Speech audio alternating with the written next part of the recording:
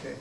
Thank you. First of all, thank you very much for rearranging your schedule tonight. Due to the weather, rush hour started somewhere just outside of Richmond and proceeded all the way up I-95.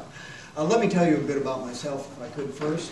I'm Bob Brink. I've been an Arlingtonian for about 30 years now. And over those years, I've been involved in a number of different community activities, including Transportation Commission, the Fiscal Affairs Advisory Commission, and I headed up 2 campaigns for the approval of school bonds in 1988 and 1996.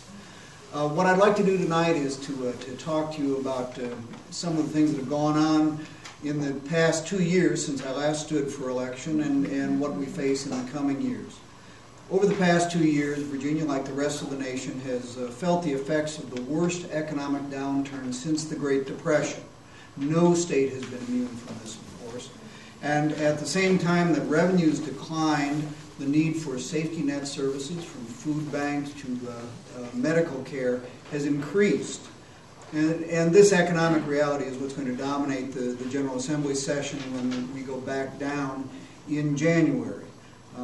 Just recently, the Secretary of Finance reported that revenues have continued to decline in September, and these declines are certain to require additional cuts in the current fiscal year. And even though there are signs that the recession has bottomed out both here in Virginia and nationally, its hangover is going to leave its mark on the budget for the next 2 years that the governor will present to the General Assembly in December.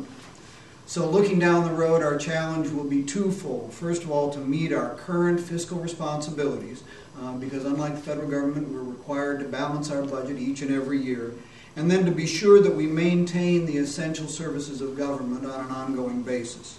Let me mention a couple of those. First of all, in health care, we need to ensure that children, the elderly, and other vulnerable Virginians receive the attention that they need in the most effective and efficient manner possible. We need to sustain our first-class elementary and secondary schools and provide them with the resources that they need. In higher education, I think that we have the best system of public colleges and universities in the nation. But if we continue to shortchange them, the quality is going to suffer, and they're going to become less accessible and less affordable for our kids. Clean air and clean water add immeasurably to our quality of life, but unless we act to protect them, both we and our children are going to suffer the consequences. And finally, we simply can't afford to delay any more coming to grips with Virginia's transportation crisis. If we do, we're going to jeopardize both our quality of life and Virginia's economy.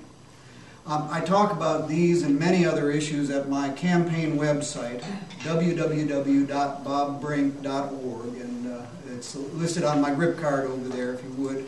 I hope you'll visit the site, and I hope you'll tell me what you think. The stakes over the next couple of years couldn't be higher. The decisions we make over the next 2 years are going to determine whether or not we preserve the progress that we've made over the past 12 years. Many Virginians, Republicans and Democrats alike, have worked to achieve that progress. I'm committed to the goal of continuing the progress that we've experienced, and so I ask for your vote on Tuesday, November 3rd. Thank you again for inviting me here tonight.